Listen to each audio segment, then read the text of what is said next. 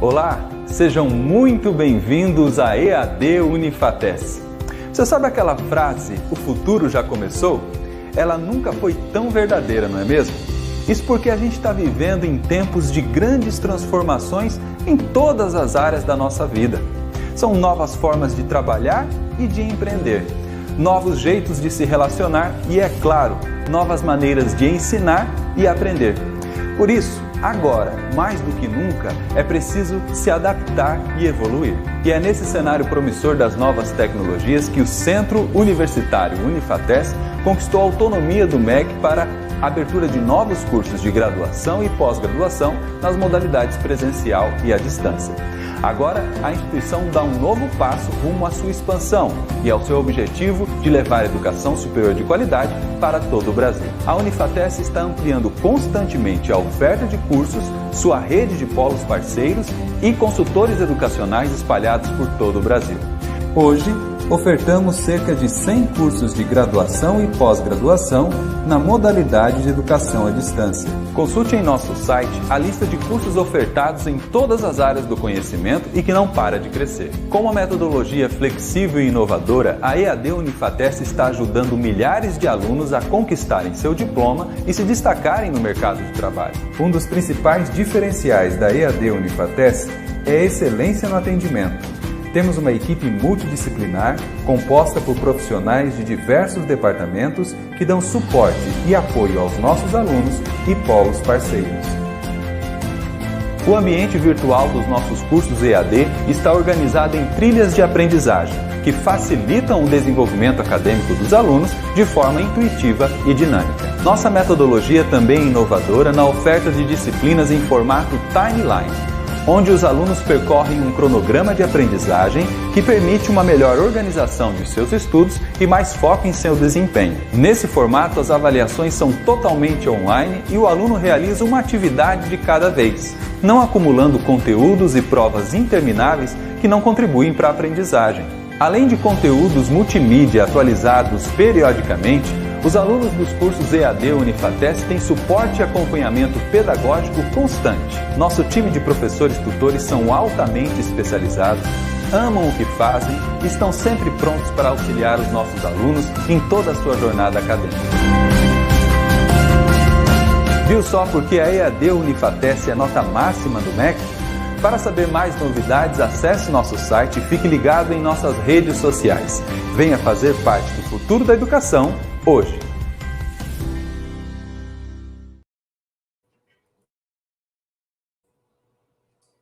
Olá, boa noite a todos e a todas. Sejam bem-vindos, sejam bem-vindas, nossos queridos alunos, nossas queridas alunas. Meu nome é a professora Giane, eu sou diretora de ensino aqui do EAD e venho dar essas boas-vindas a um evento muito importante que é a discussão sobre o agronegócio.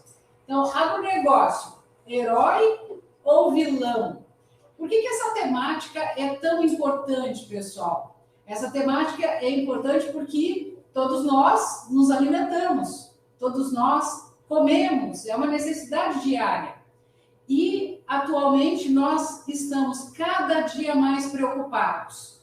Preocupados com o quê? Com a produção de alimentos, com a conservação ambiental, com a diversificação nas formas de produzir alimentos, nas formas de se obter nutrientes. Se fala muito em diferentes tipos de alimentos, uso de insetos na alimentação, uso de fontes alternativas alimentares. Se fala muito em como iremos alimentar uma população crescente, onde as estimativas chegam a 10 bilhões de pessoas em 2050.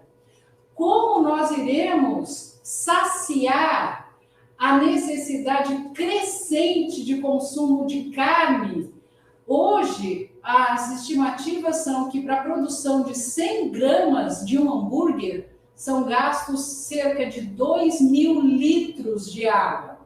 Então, nós estamos em um momento em que há uma necessidade crescente no consumo de alimentos, uma necessidade urgente na produção de alimentos seguros, na redução dos desertos alimentares, alimentos que sejam diversos em termos de nutrientes e uma redução da nossa pegada ambiental, uma diversificação das nossas formas de obtenção de alimentos. Então, nesse sentido, qualquer discussão ela é profícua para que a gente entenda e consiga cada vez mais produzir alimentos seguros com quantidade e qualidade suficientes para atender a população. E nós que somos da área de ciências agrárias, vocês que estão aí do outro lado, isso vai ser um problema e também um desafio, um problema, um desafio, mas também uma oportunidade. Ou seja, quantas oportunidades vocês encontrarão aí no mercado de trabalho que vocês possam desenvolver produtos, desenvolver novas formas de produção. E para isso nós trazemos os nossos convidados mais do que especiais, o professor Nilson e a doutora Thalita, aqui para falar sobre esse tema, agronegócio, herói ou vilão. E mediado é ninguém melhor, né, do que a nossa professora, além de professora, inteligente, intelectual, linda, professora Bianca, professor Júlio, competentíssimo aqui na frente do nosso curso de agronomia, e professor Leandro, que tem sempre aí um olhar diversificado, que traz sempre inovações tecnológicas e novidades para o nosso conhecimento. Eu passo aqui já a palavra para o professor Nilson, que pode se apresentar, e nós já começaremos aí a nossa mesa de discussões. Muito obrigada e eu desejo a todos e a todas uma excelente noite de discussões sobre essa temática. Professor Nilson. Obrigado, Nilson Cardoso, engenheiro agrônomo. Formei em 1977 em Bandeirantes, no Paraná, e por 40 anos trabalhei na área de agroquímicos. Fui produtor rural também, nessa região, inclusive, próximo aqui a Paranavaí, cultivando mandioca. E antes, soja, milho, sorgo, enfim, culturas regionais, né? O agronegócio sempre fez parte aí do nosso dia a dia. E hoje eu sou o diretor da Federação Paranaense dos Engenheiros Agrônomos. O nosso presidente é Clodomir Ascari, de Pato Branco. E também diretor da Associação dos Engenheiros Agrônomos de Maringá. Uma boa noite a todos e um bom evento para nós. Obrigada pelo doutor.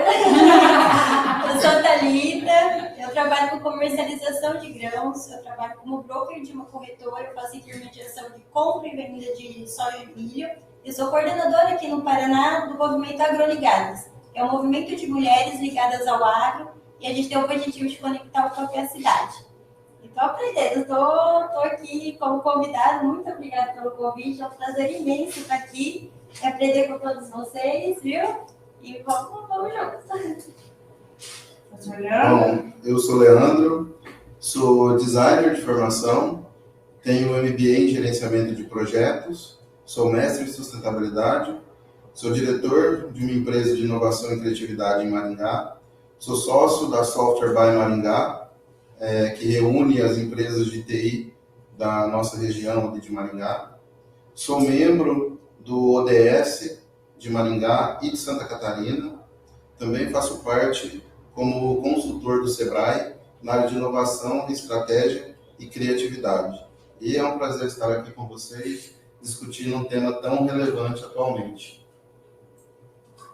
Boa noite, pessoal. Eu sou a professora Bianca, sou coordenadora dos cursos de gestão do agronegócio, engenharia agronômica e engenharia ambiental e sanitária no EAD. Eu sou especialista em educação ambiental, mestrando em agroecologia. Fui aluna do professor Júlio na primeira turma do curso de agronomia presencial da Unifatesc E atualmente eu também sou perito judicial na área rural, eu atuo no Poder Judiciário. Muita gente não sabe, mas existe essa possibilidade para os engenheiros agrônomos. Meu nome é Júlio Colela. Como a Bianca falou, sou o coordenador do curso de agronomia presencial aqui da Unifates. Agora estou com uma cria nova aqui, ela não falou essa parte, ela é minha orientada de mestrado, tá? Então, hoje nós vamos conversar sobre uma coisa muito importante. O agronegócio, ele está num fio de navalha. Se você mover muito rapidamente, pode ser cortado, como já aconteceu várias vezes com o agronegócio aqui no Brasil. Já temos histórias grandes. Desde o descobrimento do Brasil, nós temos esses problemas com o agronegócio aqui. Exato. Bom, acredito que todos se apresentaram. Jane, muito obrigada por sua presença. Agradecemos de coração aí nossa abertura. Muito obrigada, eu que agradeço. E olha, beijo no coração de todo mundo. Excelente evento. Tá só começando, tá, pessoal? É que eu tenho outro compromisso. Beijo para vocês. Até mais. Até mais. Então, Vamos iniciar o nosso debate. Antes de começar aqui a nossa live, eu estava conversando com o professor Leandro sobre alguns assuntos. Temos várias pautas interessantes no momento do agronegócio. A primeira e principal é o agrotóxico, né, gente? E aí, o que vocês me dizem para nós iniciarmos aí o nosso assunto? Nilson?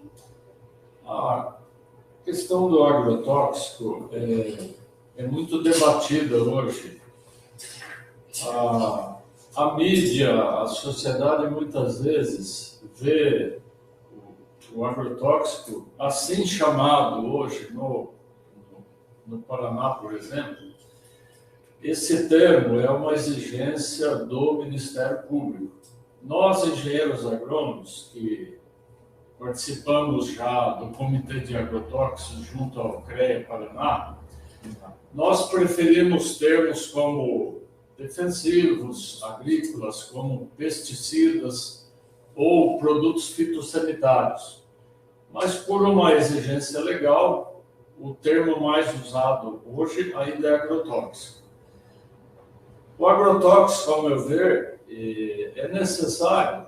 Hoje nós temos os bioinsumos, né, que são produtos naturais e vem crescendo o seu uso e também sua produção. São várias empresas produzindo esses produtos, esses bioinsumos, mas ele ainda é muito pequeno em relação à nossa área agrícola. Ou seja, o produto químico ainda é necessário. Se você pensar numa agricultura familiar, agricultura orgânica, que são pequenas áreas, é possível até que não se use produtos químicos.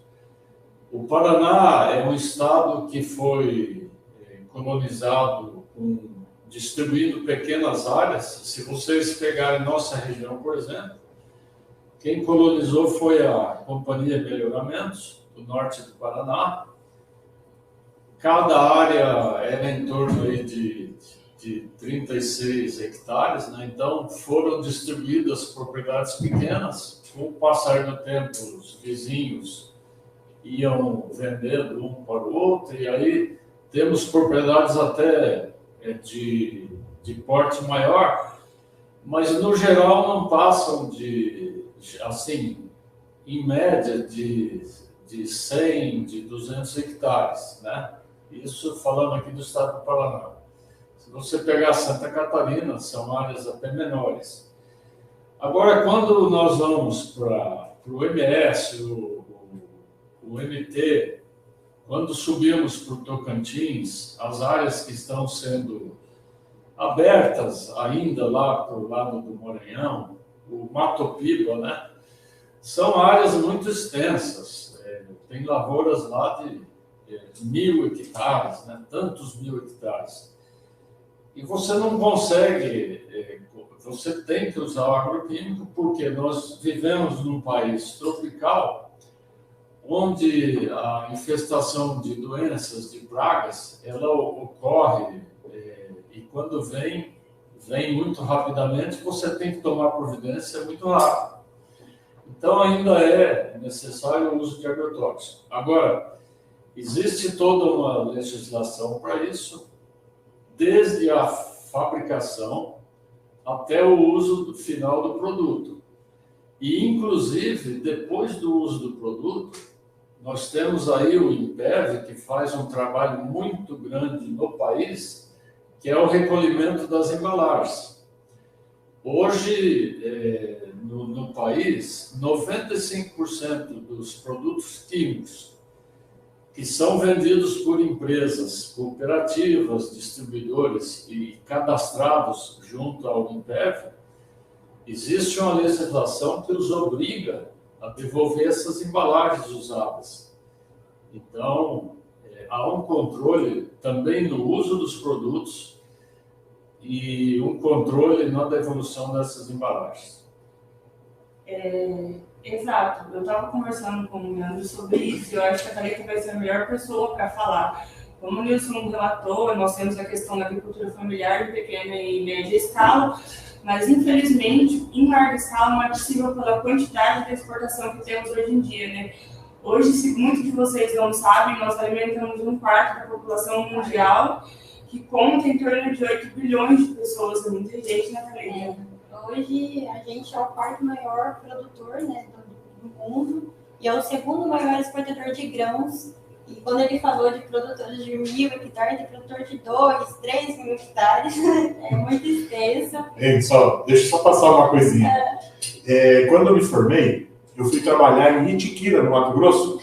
Eu cuidei de uma propriedadezinha bem pequena, 24.500 hectares.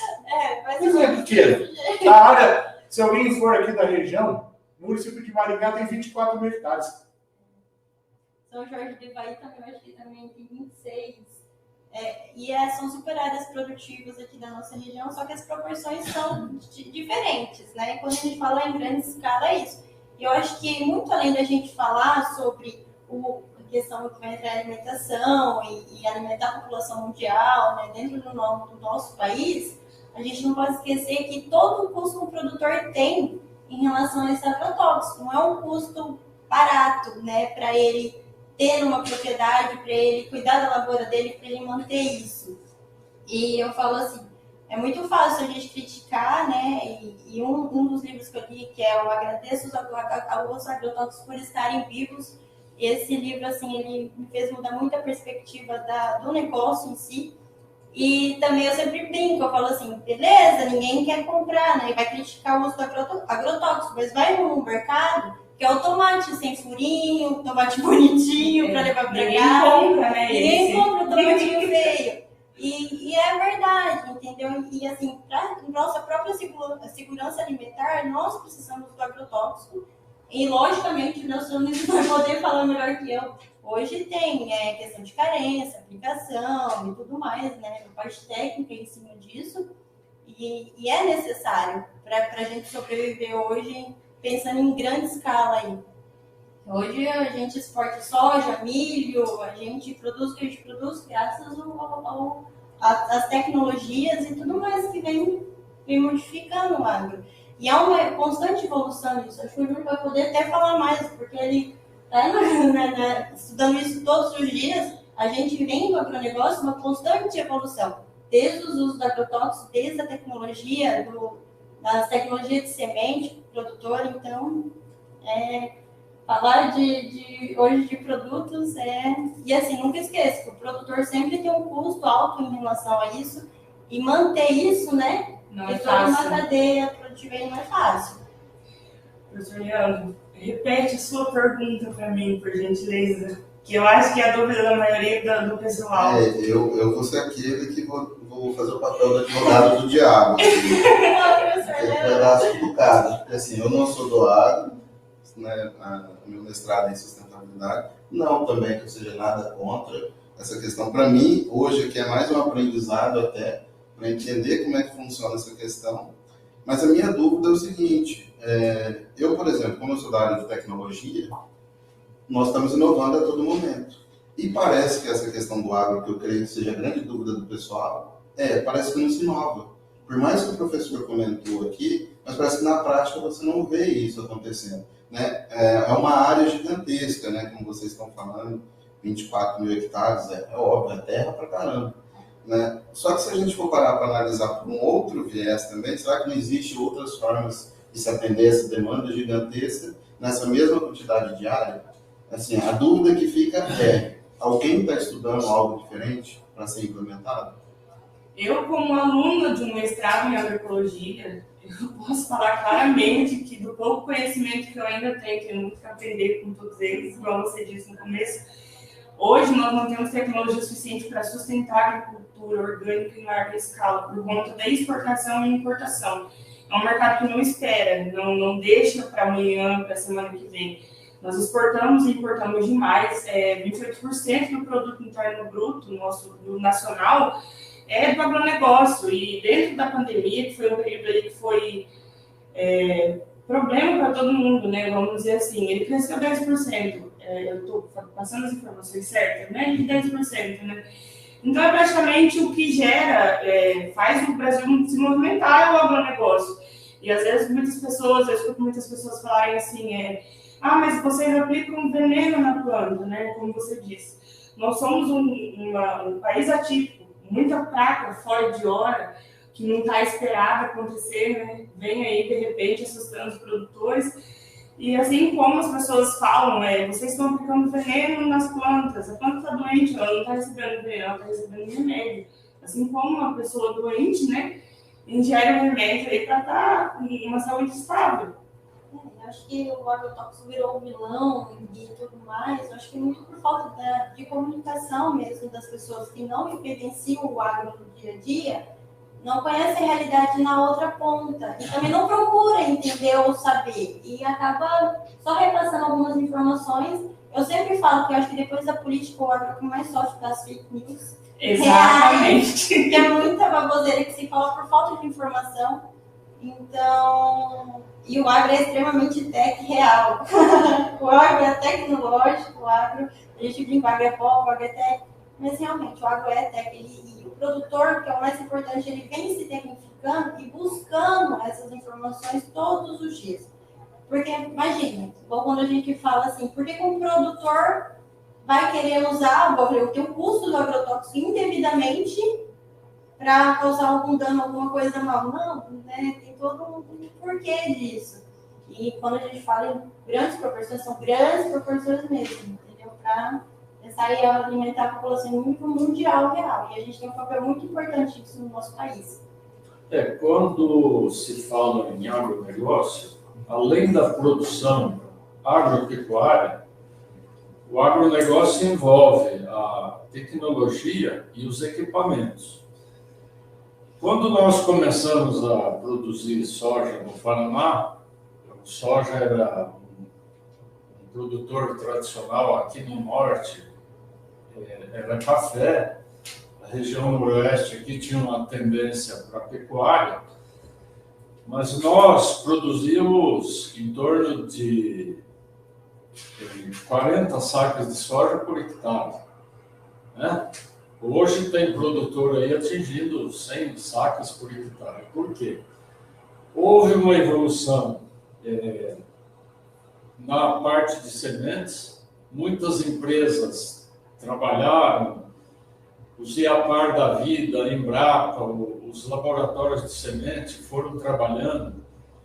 E hoje, esse incremento que houve na produtividade, ele advém de técnicas que foram implementadas ao longo do tempo. Então, nós não melhoramos só na base, que são as sementes. Nós melhoramos nos fertilizantes, né?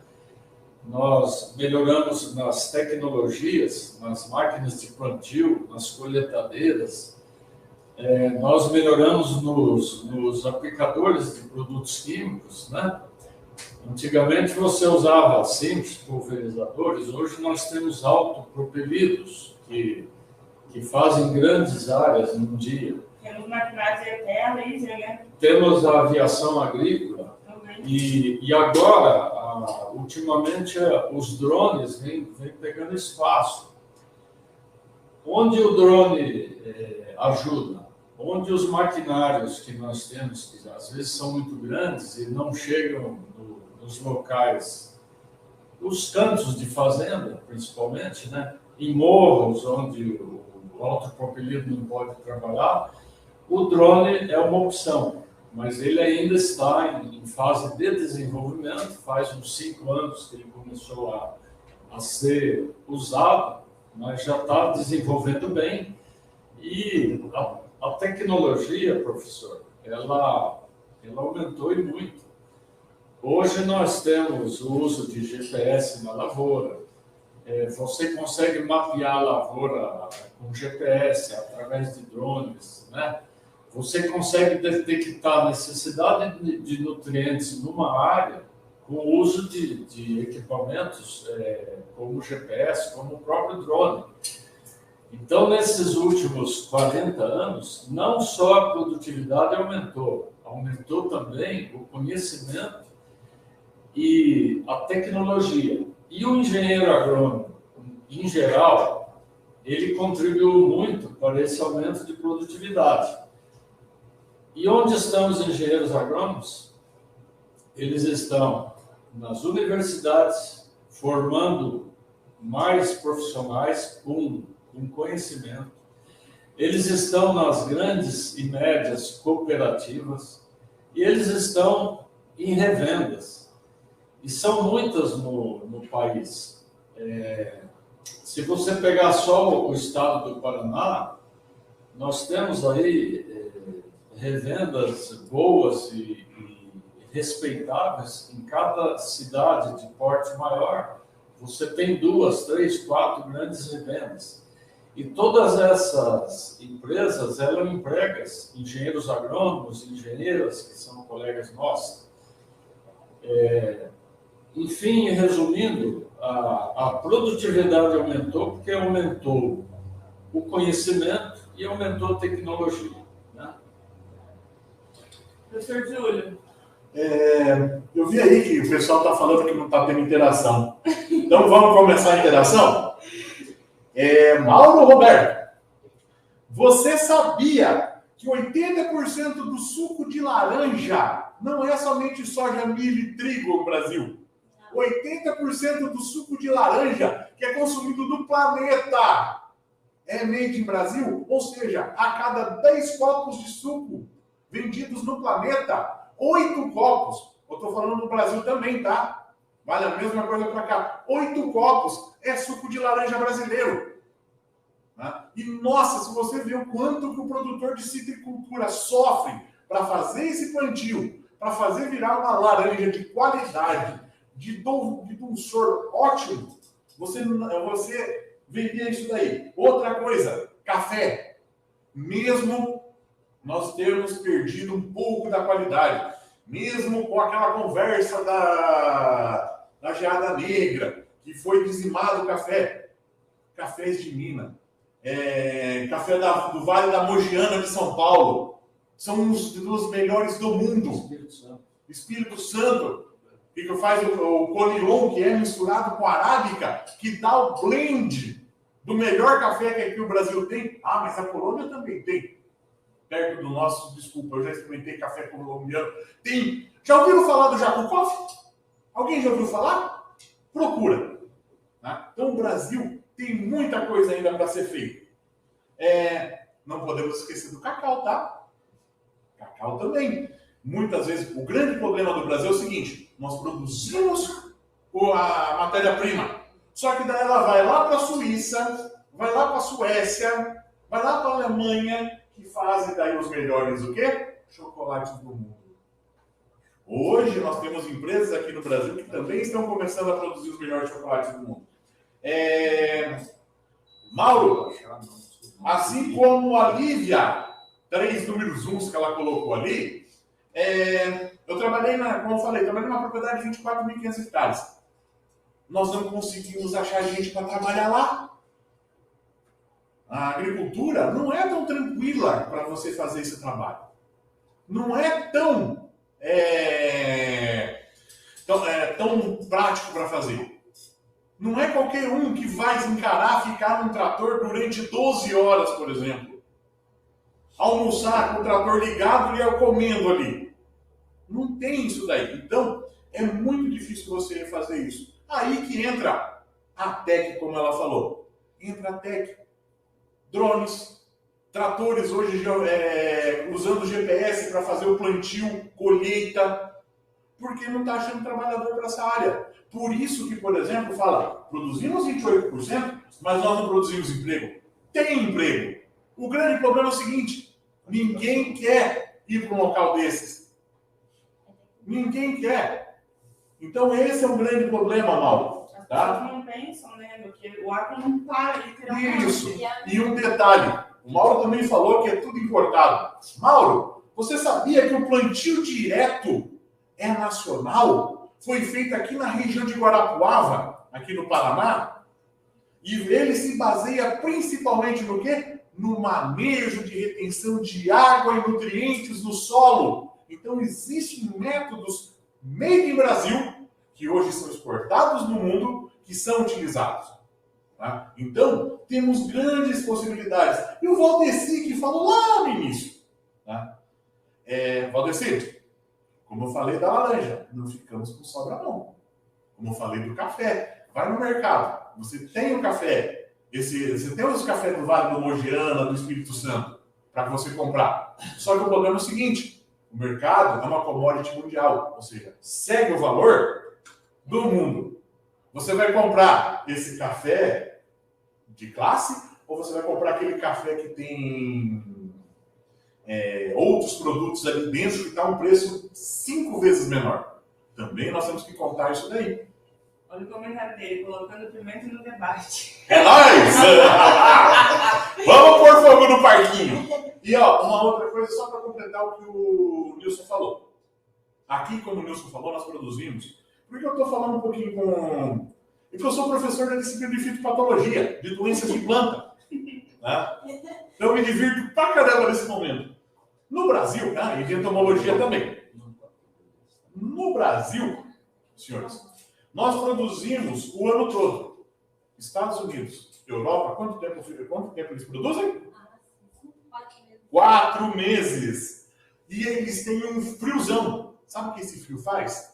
Mata todas as pragas. Por isso que lá eles falam que usam pouco pesticida. Aqui, nós não temos essa chance. E mesmo assim, produzimos equiparadamente com eles. Não chegamos à produção do Corn Belt nos Estados Unidos. Né? É o sonho de consumo. Eles produzem 4 vezes mais que a gente aqui. Mas seria muito interessante para a gente. Concorda comigo, Nilson? Agora deixa eu fazer uma pergunta em números para vocês. Qual a quantidade de emprego que o agronegócio gera no Brasil hoje em dia? Essa é uma dúvida que muita gente tem e às vezes ninguém pensa, né? Porque, por exemplo, como a gente estava dizendo, o agronegócio ele não está. E tem muitas pessoas do agronegócio aí que às vezes deixam as suas famílias no domingo, né? No domingo, no horário do almoço. Eu tenho experiências próprias disso aí, meu digníssimo e o meu cunhado, eles trabalham na área da mandioca, né, na cultura da mandioca. Sam, tá ouvindo o que ela tá falando, Sam? Ontem mesmo, ele teve que ir para ir trabalhar 2 horas da tarde e o meu cunhado acabou ficando lá trabalhando, deixando os filhos, a família. É um preço que se paga que ninguém pensa, né? 5 horas da manhã, 4 horas da manhã, não para final de semana, não para feriado, não para em momento nenhum. E eu estou com ele há praticamente 3 anos e há 3 anos nessa vida.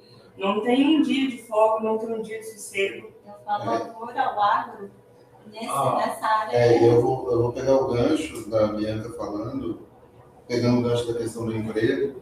O professor falou de tecnologia, né? Eu vou falar um pouquinho dessa questão, que a tecnologia ajuda, não só o agro, como praticamente hoje, todas as áreas.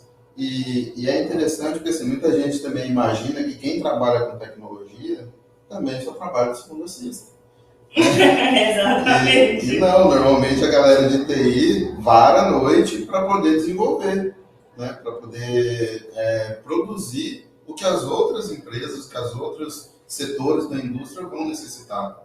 né? Eu falo isso por experiência própria. Quantos fins de semana também eu não passei na frente do computador desenvolvendo algo, projetando algo, criando algo, né, para que alguém pudesse fazer uso, seja do agro, seja de qualquer outro segmento. Então, emprego, pessoal, como o professor Júlio bem comentou, tem. O que falta é mão de obra qualificada para trabalhar. O professor citou aqui drones, né, pouquíssimas pessoas ainda sabem trabalhar com drones, sabem fazer uso dele, né? Então é interessante que a gente também evolua. Não basta só a tecnologia evoluir, mas nós, como seres humanos, a gente também não pode ficar fadado e preso no que acontecia 50 anos atrás, né? A evolução da tecnologia, eu sei que é muito mais ágil do que a nossa, como seres humanos. O nosso cérebro não consegue evoluir tão rápido quanto os computadores evoluem, né? Mas é necessário, é algo que realmente faz parte do nosso cotidiano. E vocês aí, alunos, né, eu creio que a maioria seja da área do agronegócio, do agro, também, né, vocês não podem ficar muito parados como que acontecia na agricultura 50, 100 anos atrás. Então vocês também têm que estar sempre buscando novidade, trazendo inovações para a área de vocês, independente do que seja. Porque, por exemplo, quando eles comentam aqui do uso de drones e tal, né, o que muitas vezes acontece, que eu vejo, é muito pessoal da área de TI, que desenvolve uma necessidade, vai lá e resolve o problema. O que falta muitas vezes é a visão de vocês do agro, assim, na minha visão, óbvio, como sou do segmento, e eu estou, como sempre, jogando fogo no parquinho, né, para ver o feedback de vocês aí. Talvez vocês apresentarem inovações também, e de repente até agregar valor, como nós temos aqui o curso de agrocomputação, que une os dois elementos, os dois mundos, né? Tanto o agro quanto a galera da computação. Então isso é interessante para vocês também observarem e ter essa visão de mudança de mentalidade, mindset, que hoje se fala muito. Eu fiz o meu mestrado, meu doutorado, na área de agroinformática, né? Junto com o professor Hudson também, que hoje é... Meu aluno. E ele fez mestrado e doutorado também na mesma área que eu fiz, agrocomputação. Uma coisa que a gente fala é o seguinte: nós nos sentimos sozinhos por aqui, porque nós somos os únicos que conseguem falar. O meu orientador de doutorado, o professor João Vida, um abraço para ele, que mora em Patos de Minas, ele falava para mim que era o seguinte: ele falava alemão e o programador falava chinês. E os dois não conseguiam conversar. E veio no meu caso, eu e o professor Hudson, que sabemos falar alemão e chinês e conseguimos transportar para esses lados. Então, gente que trabalha... Lívia, você que é programadora e produtora, se você está fazendo na parte de agronomia, se prepara que o mercado vai disputar você no tapa. Exatamente. Júlio, eu gostaria de falar aqui sobre um assunto que foi tocado aqui, a questão de quanto trabalho, né, o agronegócio oferece. Eu vou falar da área que eu estou mais ligado, que é a agronomia. A federação hoje do estado do Paraná, ela possui 15 mil profissionais. O Brasil possui, isso é um dado do CONFEA, que congrega todas as federações brasileiras, né? Em torno de 9.500 profissionais registrados no CONFEA. E desse número, 20% são mulheres, as engenheiras agrônomas. Então, 20% do quadro é feminino. E onde está esse pessoal? Onde estão as pessoas? Estão em laboratórios, estão em órgãos oficiais, né? Embrapa, IAPAR, no Paraná, ADAPAR, Secretaria da Agricultura. Professoras, só aqui na FATESC são 5.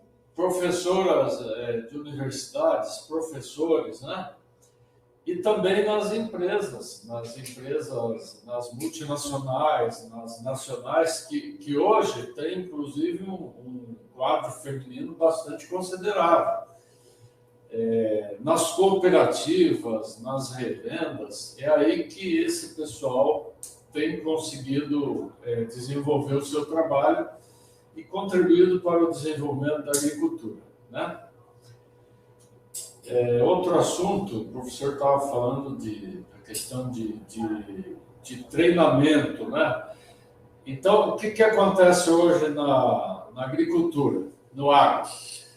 Nós temos equipamentos aí muito sofisticados. Nós já temos, inclusive, tratores que são movidos sem o tratorista, né? E o problema da mão de obra. Você hoje, às vezes, precisa de mão de obra e não consegue, porque não houve o acompanhamento desse pessoal que trabalha na agricultura. Geralmente eram pessoas simples, né? E houve uma evolução muito grande dos maquinários. Porém, existem hoje muitos treinamentos que capacitam esse pessoal. O sistema, no Paraná, o sistema FAEP-SENAR dá muito curso.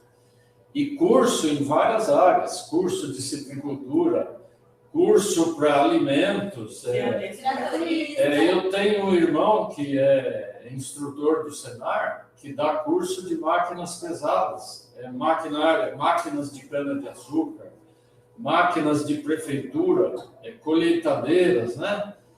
Então, se você quiser se atualizar, né, curso existe à vontade. E muitos deles gratuitos, inclusive. Wilson, nós temos um exemplo que teve aqui na nossa região, na hora que nós passamos para a mecanização da área de cana. Ou seja, todo mundo ficou assim, meu Deus, o que nós vamos fazer com os boias frias? O que nós vamos fazer com eles? Vai ficar tudo desempregado? O que as empresas fizeram? Deram capacitações do tipo, vamos ensinar você a operar o equipamento, vamos ensinar a você a fazer a manutenção, você vai dirigir o caminhão de apoio, você vai dirigir o caminhão tanque, ou seja, esses boias frias que ganhavam salários pequenos, hoje ganham salários altos. E detalhe, quem não quis, não podemos fazer nada, né? E todo mundo, aqui as empresas de cana, elas fizeram isso. Eu quero colocar um ponto muito legal. Nós estamos falando de agrotóxico. Vocês sabiam que tem um fungicida que é utilizado para homicetos, ou seja, para a frieira do pé, que a gente aplica em planta também? Ou seja, vocês aplicam um fungicida no pé que é aplicado em plantas e pode. Vamos pensar nisso também, né, gente? SBP em casa, né? Passar SBP em casa. Cipermetrina! Que o cara passa, sem brincadeira, a dosagem que tem de cipermetrina ali no SBP é 2 vezes maior do que é passado no campo. É falta de informação. Eu falo assim, e a pessoa não buscar essa informação e ficar disseminando, repostando, compartilhando informações que não coincidem com aquilo. Eu acho que o problema maior é isso, né? De todo esse contexto. Em relação a também profissionais e tudo, eu acho que se qualificar e buscar a área sua, que você melhor vai se adaptar, é o essencial, assim, é o que vocês, estudante ou quem já atua na área, e se identifica com aquilo. Hoje a gente tem área comercial, eu super indico a minha área. Estamos precisando de profissionais na área de comercialização de grãos, na área comercial, técnico para dentro da porteira, fora da porteira, pesquisa. Eu falo, gente, área de pesquisa, o pessoal do mestrado, o pessoal que estuda, eu falo assim, é o que move, né, a outra ponta, e muitas pessoas não têm noção da área de pesquisa, o quanto é importante, né, para o nosso negócio. Então, tem um nicho aí de oportunidades muito grande. Basta vocês procurarem, se identificarem, ver qual que é, né, o seu perfil. Eu falo assim, até eu descobrir essa área, eu passei por diversas outras áreas até eu me identificar nisso. Mas Deus me falou assim, plantou uma sementinha no água no meu coração e nunca mais tirou. Vivi nisso, fiquei, nunca vai sair. Eu acho que o mais importante é isso. Eu acho que falta realmente profissionais que gostem do que fazem, e que, assim, não ache que o que faz é suficiente. Sempre buscar cada vez mais aprender, crescer, para evoluir, porque assim, o agronegócio é uma área que está em constante mudança. O agronegócio de 5 anos atrás não é o mesmo de hoje, o de 2 anos atrás não é o mesmo de hoje, o do ano passado não é o mesmo de hoje. A gente tem vários porquês nisso aqui, né? Economia, tecnologia, todos os dias tem novas tendências aí de mercado, então a gente precisa se adequar a isso. Gostaria de citar aqui alguns fatos. E aí vamos falar em 4 décadas. Quando começamos depois que nós formamos, nós, os mais antigos aí, qual que era a preocupação aqui no Estado em relação à agricultura? Era a conservação do solo. O Estado do Paraná teve muitos projetos relacionados à conservação do solo. O plantio direto, ele praticamente estabeleceu-se no Paraná no final dos anos 70.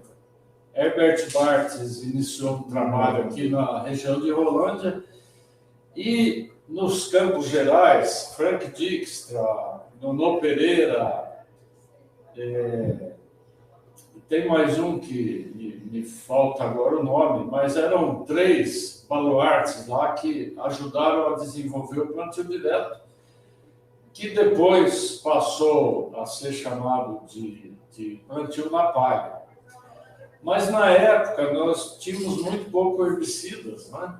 Para a cultura da soja, principalmente, e do milho também. Com o advento do glifosato, ficou muito mais fácil a disseminação do plantio direto, que hoje tornou-se um sistema nacional e até foi exportado. Mas as mudanças, como a colega Tati falou, Tatiana, né? Elas são muito... A Thalita falou, são muito rápidas. Nós falamos em conservação de solo, em aumento de produtividade nos velhos tempos, quando a Embrapa teve fez um grande esforço e teve um grande papel no desenvolvimento da agricultura paranaense e nacional. E hoje os temas são diferentes. Hoje nós falamos em meio ambiente, hoje nós falamos em sustentabilidade na agricultura, bioinsumos, energias renováveis, drones, né? De forma que, como tem sido falado aqui, o profissional, tanto o aluno como o profissional que já está no mercado de trabalho, ele tem que buscar novas informações. A Federação Paranaense dos Engenheiros Agrônomos promoveu esse ano, nas 20 associações que nós temos espalhadas pelo Estado, nas maiores cidades, cada cidade tem uma associação de engenheiros agrônomos. Nós fizemos já quase 30 cursos, temos mais uns 8 para fazer até o final do ano, e tudo cursos oferecidos gratuitamente, tanto presencial como online, e com diversos temas importantes para cada região. O Norama fez há poucos dias sobre conservação de solos. Nós fizemos em Maringá um de fruticultura, vamos fazer um de pitaia daqui a uns dias. Fizemos um outro sobre pó de rocha, que é uma nova opção para fertilização de solo, né? É um assunto novo, né? Enfim, cursos existem. Se você buscar hoje o próprio CREA Paraná, que é o Conselho Regional de Engenharia e Agronomia, ele oferece muitos cursos, não só na área específica da agricultura, mas curso de TI, professor. Se você buscar lá, cursos na área de tecnologia, de informática, existem muitos cursos e cursos de forma gratuita. É isso. Uma outra coisa, o Wilson falou no momento, a questão da quantidade de engenheiros agrônomos. Um dado curioso. Nós estamos numa região, Paranavaí, que faz parte de uma região chamada AMUPAR, Associação dos Municípios de Paranavaí. São 28 municípios. Eu puxei no SIG do CREA Paraná, quantos agrônomos tem aqui na região? 293. Cadê o Danilo? Você sabia que aí, você está perto aí de Maringá, Maringá tem 495 agrônomos aí? Eu acho que Marialva deve estar pertinho disso. São 15 mil no Paraná. São 15 mil. É muito pouco. Tá? E eles são muito focados na região, principalmente de Curitiba. Entendeu? Então é isso, o pessoal não quer sair fora, da comodidade. Mas aí professor, nós temos hoje no Brasil, já temos, né, atualizando para 2022, mais de 400 escolas de agronomia. Mais de 400. Agora, o que acontece? O Júlio falou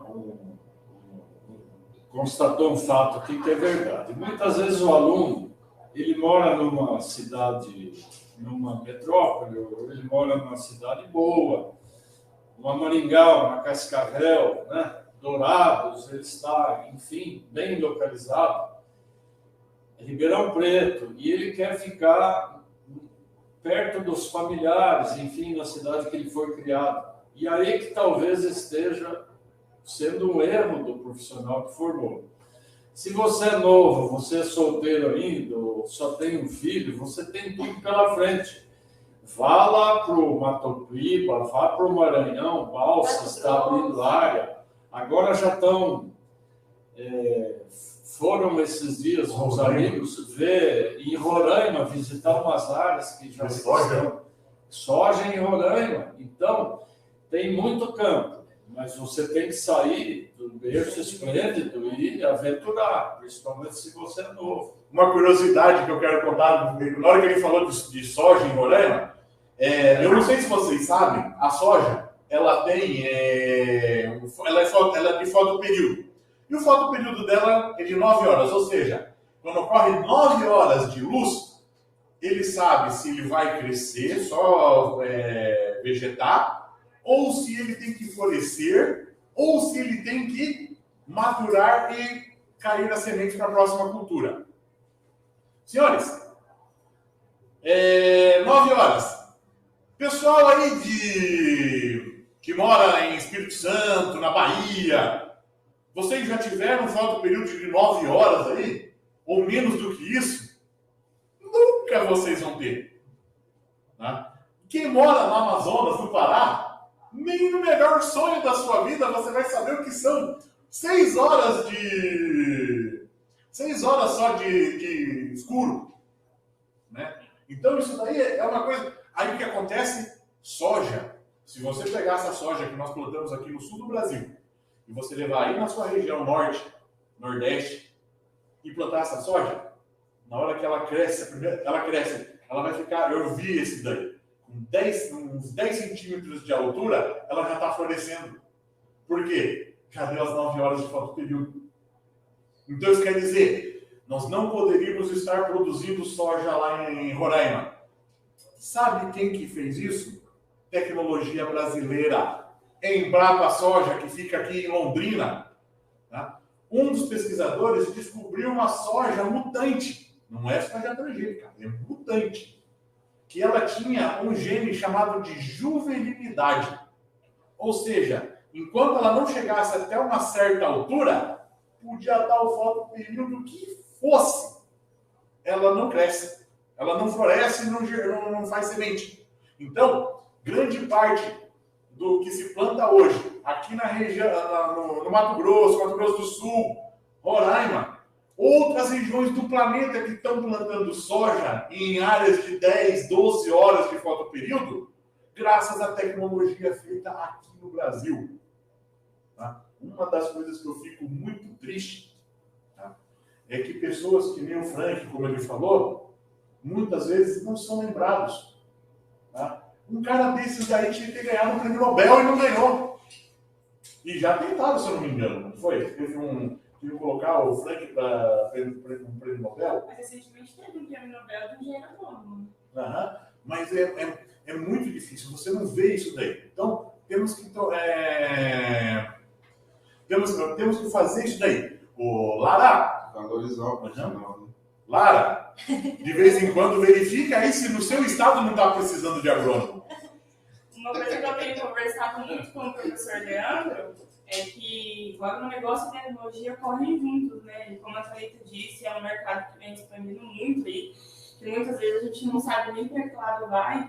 Eu, por exemplo, comecei na agroecologia, mas já avisei o Júlio que doutorado é no direito. Direito agrário não tem como, não tem para onde correr. E voltando para o assunto dos drones, ao menos eu, não sei vocês, mas ao menos eu, e há 2 anos atrás, 1 ano atrás, não imaginava a possibilidade de ter drone de aplicação, né? A tecnologia corre muito rápido. Há poucos dias eu estava falando com o Leandro também sobre os famosos carros voadores. A gente acha que é uma realidade tão distante, né? E é muito rápido tudo que acontece na tecnologia dentro do agronegócio também. Um desses, eu posso falar com o professor Nilson falou, eu saí de Paranavaí e fui morar em Luiz Eduardo Magalhães, na Bahia. Fiquei 2 anos e meio na Bahia e depois eu fui para Sorriso, no Mato Grosso, fiquei quase 5 anos lá. Eu voltei para o Paraná no ano de 2020. E eu fiz todo esse caminho aí de destravar esse mundão e conhecer as outras demais regiões, e isso foi muito importante para a minha base profissional e tudo que eu vim conquistando durante esses anos, né? Longe de família, longe de casa. E quando me perguntam sobre essas oportunidades de morar longe, eu sou a primeira a sempre incentivar. Eu falo assim, por favor, vai, se você é solteiro, principalmente, vão conhecer as outras regiões, tem sempre campo, sempre tem profissionais, sempre tem oportunidade nesse negócio. E eu sou assim, quando o pessoal, principalmente Mato Grosso, né, que lá tem uma parte de mim, do meu coração, pessoal, na Bahia também, gente, Leme é maravilhoso também, muita gente não gosta de ir pro Leme, mas é bom também. Só que quando fala em Sorriso, Lucas do Rio Verde, Sinop, são cidades mais desenvolvidas, que têm uma qualidade de vida, e ainda assim faltam profissionais competentes. Eu gostaria de fazer aqui um comentário sobre a cultura do milho. Os mais antigos, digamos assim, né, devem lembrar-se que a produção de milho nossa era muito baixa, muito, e tínhamos poucas opções. Eram lá Agrocer, Pioneer, Agroceres e algumas outras marcas, né? E o que aconteceu com o milho? O milho, quando passou a aumentar de produtividade, passou a ser interessante, e nós, aqui no Paraná, tínhamos somente uma safra e veio o advento do milho safrinha. No início, eu lembro que a própria Coamo, a cooperativa aqui de Campo Mourão, alguns técnicos com os quais eu convivia, na época eu trabalhava na Monsanto, vi até que alguém aí falou em biotecnologia e disse que trabalhou na Monsanto, eu sou desse tempo aí. Eles ainda não acreditavam no milho safrinha, só que o milho safrinha veio, estabeleceu-se, e a cultura do milho passou a ser interessante para quem? Aí é uma área da Thalita, para as multinacionais. Então, empresas como Syngenta, Bayer, né, Dow, começaram a investir em sementes de milho. E vejam, senhores, hoje, quanta empresa tem no mercado com a Cadagoress hoje, que veio também, trouxe tecnologia da Monsanto. São empresas que estão nessa área, e nós temos hoje, se você pegar aqui regiões produtoras boas, produtores de milho, como é o caso de Mauá da Serra, tem produtor produzindo 150 sacos de milho por hectare. E aí, se falarmos em alqueires, acredito que já tem alguns chegando a 400 sacas alqueire. Por quê? É uma nova tecnologia, sementes boas, né? E o que acontece no campo hoje? Além do produtor ter desenvolvido, se ter procurado melhorar a produtividade, investindo na propriedade, investindo no solo, investindo em seus maquinários, se você pegar o estado do Paraná, os próprios vizinhos nossos aqui, né, Santa Catarina, Rio Grande do Sul, e posso falar aqui do Mato Grosso do Sul, quem teve papel importante para esse aumento de produção? As cooperativas. Os engenheiros agrônomos, os técnicos agrícolas das cooperativas, que acompanham cada produtor, nenhum produtor deixa de ter assistência técnica, e quando o produtor não tem assistência desse pessoal de cooperativas, os próprios distribuidores que têm um quadro agronômico, existem os CDR da vida, as antigas Acarpa e Mater, que sempre levaram assistência técnica aos pequenos e médios produtores. Então, esse sucesso, professor, alcançado na agricultura, ele sempre teve um acompanhamento de quadros técnicos. O produtor fez a parte dele. E o engenheiro agrônomo, o técnico agrícola, falo do técnico agrícola porque ele foi também, tem sido importante nesse processo. Com certeza.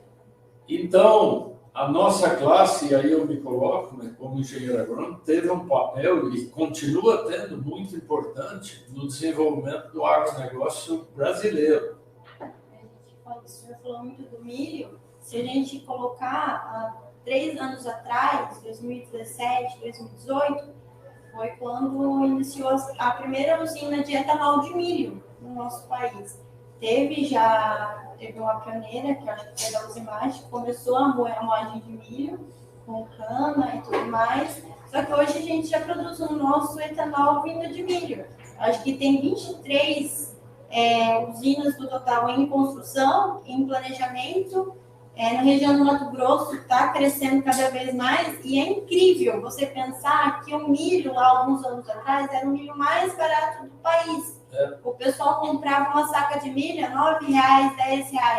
Hoje a gente tem saca de milho negociada a R$ 60, R$ 70.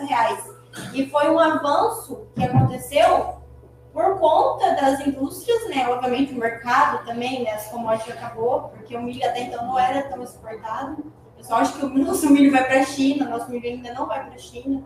O maior comprador de milho nosso é o Oriente Médio. Mas foi graças às usinas de etanol vindo, né? O avanço da tecnologia. Hoje você vê uma usina de partes e fala, meu Deus, que negócio é esse? É gigantesco, é um projeto tecnológico, é surreal o que eles fazem.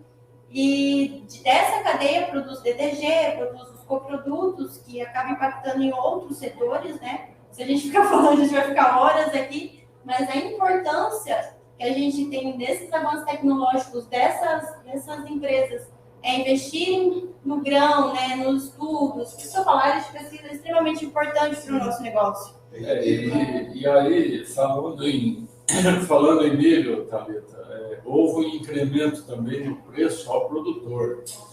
Eu lembro, não faz tempo, talvez aí 4 anos, o milho era vendido a R$13, né? Hoje, quanto está uma saca de milho? 60 no Mato Grosso, aqui também, 85, varia, né? Porque o milho é bem regional. O milho chegando aí já bateu 100. Próximo a R$100.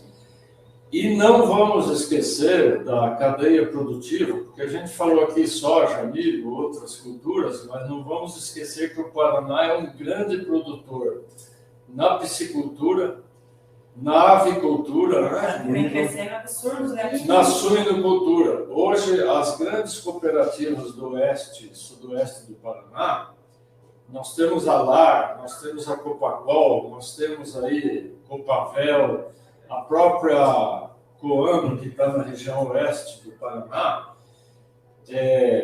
Hoje você viaja... A Cevale. A Cevale, exatamente. Essa região ali, Toledo, Palotina, indo no sentido Foz do Iguaçu, Laranjeiras do Sul, enfim, subindo aqui para Campo Mourão, é onde está onde está a piscicultura, a maior área de piscicultura, de avicultura e de suinocultura do Paraná, que inclusive consome muito milho, né? E essas cooperativas cresceram diversificando sua produção, não ficaram só na soja milho, partiram para aves, partiram para suínos, né? E nós temos aqui no Paraná também a pecuária, que não é tão forte como outros estados acima aqui de nós, mas que também tem o seu importante papel, né? Uma coisa que eu gostaria de colocar, o Fortunato, se você está rindo aí, você falou daqueles ecochatos. Concordo e discordo com você, tá? O problema são esses xiitas, não de um lado só, os ecochatos, mas também os xiitas do outro lado também. Nós temos que manter um meio termo. Eu falava muito nas aulas, né, Bianca? Nós temos que manter um meio termo. Os produtos químicos, eles devem ser utilizados caso os outros modos de manejos que são feitos, tá, não funcionem. Aí sim você parte para esse produto. É onde entra a região típica, né, de clima, praga fora de época. Espaçamento das plantas, qual a cultivar que você está usando, se ela já tem uma resistência a alguma cultura. Então, uma coisa que nós temos que pegar é isso. Nós não podemos ser os xiitas nem de um lado nem do outro. Nós temos que trabalhar com todos os momentos que a gente tem para poder trabalhar com isso. Só para vocês terem uma curiosidade aqui para vocês, eu acho que vocês devem saber, alguns aqui devem saber. Vocês sabiam que glifosato, antes de ser utilizado como herbicida, ele era um detergente? Gente, eu preciso falar isso agora. Nós temos aqui uma mina de ouro. Ele tem um livro com pesticidas da vovó, de autoria dele, de herbicidas, de tudo que for possível na parte de fumo. Eu recentemente, meu trabalho no mestrado, antes de eu mudar de ideia, exato, antes de eu mudar de ideia, eu ia fazer controle de... Nossa. No feijão.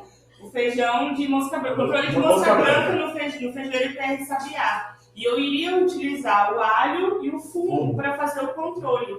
E o que o Júlio estava falando agora há pouco sobre a divisão, né? O que o Mauro disse ali agora, sobre a questão dos grandes produtores, dos capitais internacionais, sobre o médio e pequeno produtor.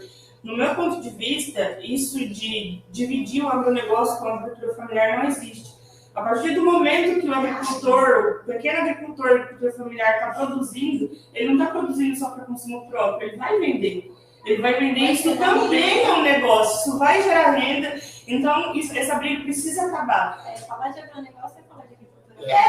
Não tem como não incluir o agronegócio. As cooperativas da nossa região são basicamente formadas por pequenos produtores. Sim. Eu gostaria de citar aqui um fato para quem é contra a agroquímica. É sobre o produtor de mandioca. Olha a dificuldade que o produtor enfrentava há 4, 5 anos. Nós, plantadores de mandioca, e aqui uma região onde está, como chama a associação de mandioca aqui? É a FIMA. A ABAN fica aqui em Paranavaí, que é a Associação Brasileira de Amigos, né? E fizemos várias reuniões entre empresas de agroquímicos no passado, entre a ADAPAR, né? Secretaria de Agricultura, para tentar viabilizar produtos para uso na cultura da mandioca. Por quê? O Roundup não era registrado com a mandioca, a cipermetrina não era registrada, e outros herbicidas de cobertura, Sinérgio, Clomazone, também não era. Sinérgio talvez tenha Clomazone, mas o Clomazone, né, que era o gamite, que poderia ser usado. E esses produtos não tinham registro. E se na época a Secretaria da Agricultura, que fiscalizava, não fizesse...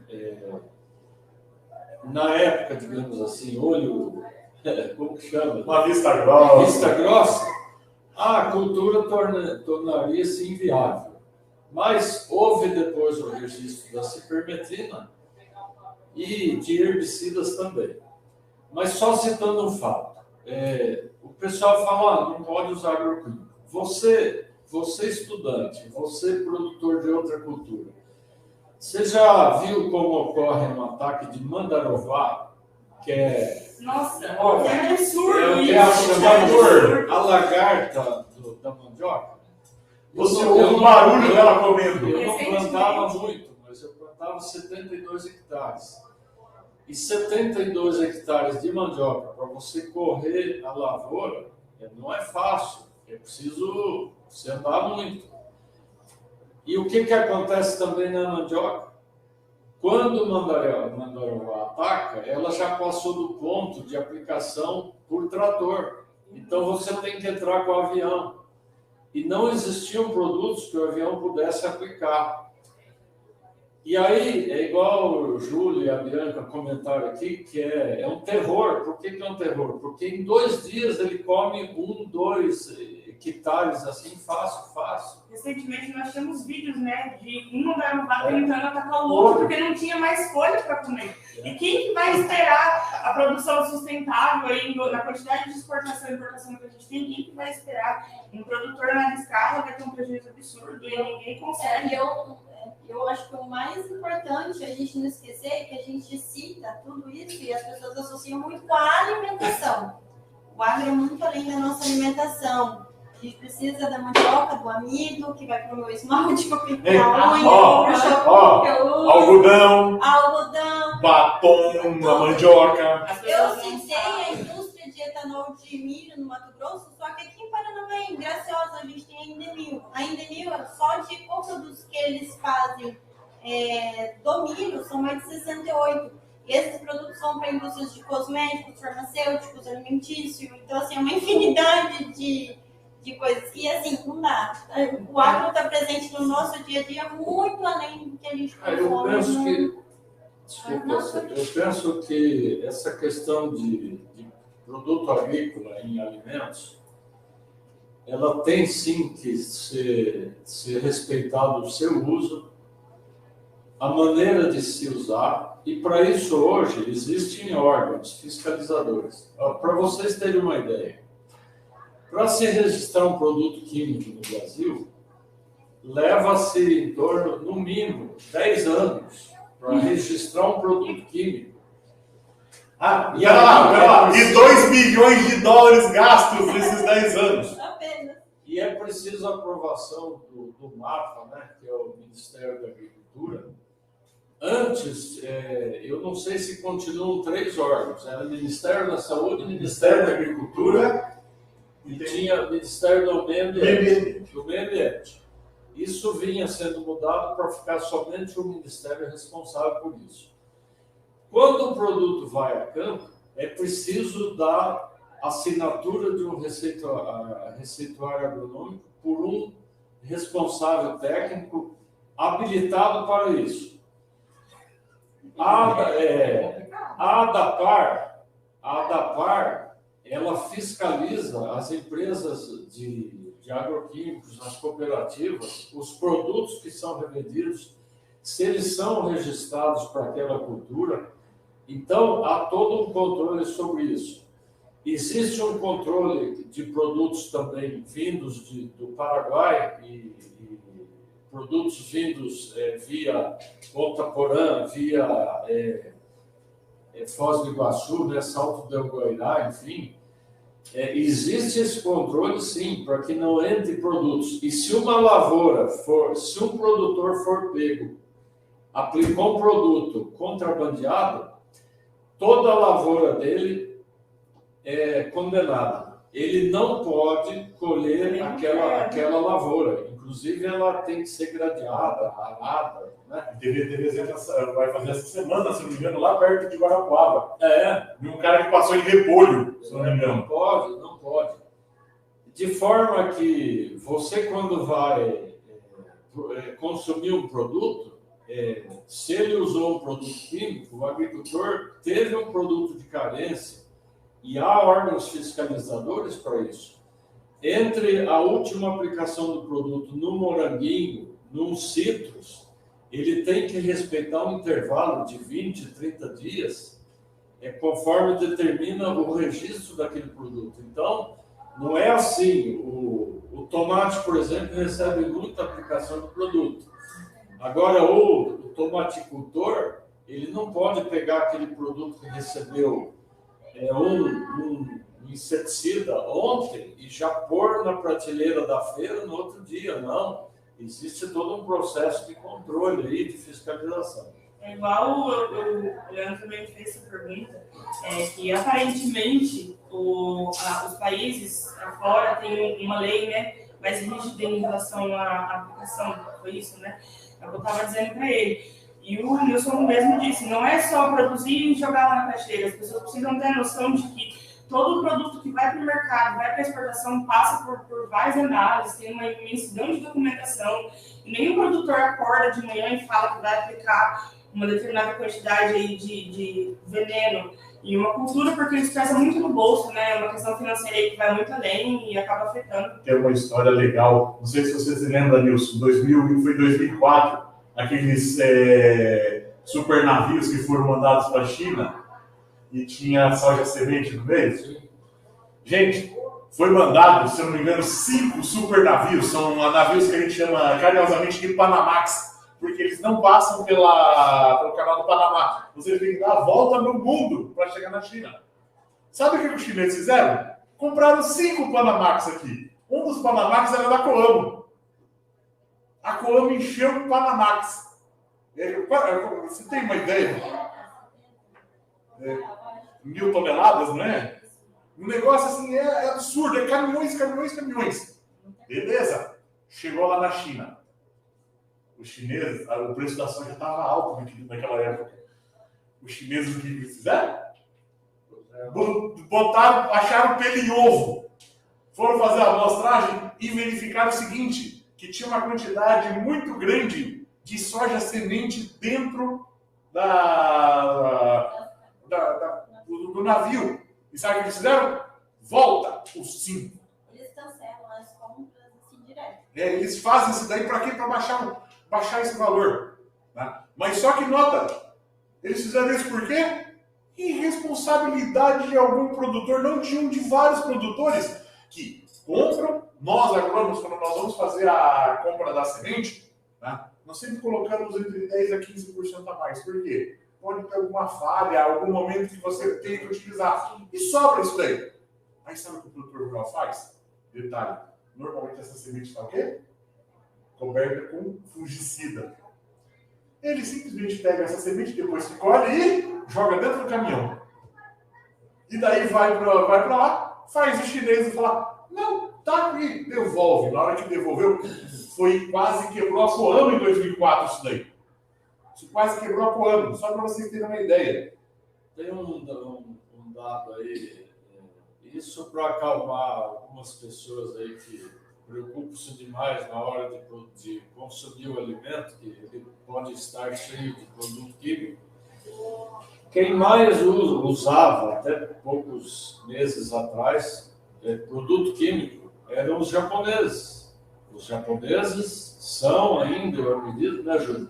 Os que mais consomem produto químico por área. E o que nós vemos? O japonês é o que mais vive, são os que mais vivem. Você vê japonesinho morrendo lá com 90 anos.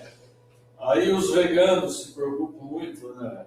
Os gaúchos comem carne gorda há quantos anos? E morrem tudo gordo, mas morrem por quantos anos? Essa questão do vegano é muito importante ser tratada, porque nós vivemos uma geração influenciável. Influenciável, querendo ou não, isso é fato. E muitas vezes nós vimos aí no mercado vários empresários, grandes nomes até mesmo americanos, né, influenciando aí o cultivo, ser vegetariano, né, evitar o consumo de carne bovina. Mas como a Thalita disse que o agro está envolvido em muitas coisas, o pincel da maquiagem, vocês evitam de comer carne bovina, mas saibam vocês, agora eu vou dar uma triste notícia, o pincel da maquiagem é feito pelo coelho, do gado, do coelho. Sim, aquela minhoquinha que as crianças consomem, né, que é das guloseimas. Nosso chiclete Vamos também. para a parte mais legal? Corante Caramelo 4. Tem nos refrigerantes à base de cola. Principalmente na Coca-Cola. Sabe o que é o corante Caramelo 4? Cochonilha moída. E nós falamos, que delícia! Se os nossos produtos não fossem tão ruins assim, nós não seríamos os maiores de exportação de frango, né? O famoso frango cheio de hormônios vai diretamente para fazer. Gente, fala salsicha. Manda aqueles vídeos de salsicha que coloca. Olha, aqui, se pegar um sistema de inspeção federal, o carro tá fora do mercado na mesma hora. Não é tudo aquilo lá, não. Salsicha, ó, voltando para mandioca, 70% da salsicha é amido de mandioca. Mas eu confesso para você que isso é uma dúvida minha, tá? Uhum. Porque eu tinha essa preocupação.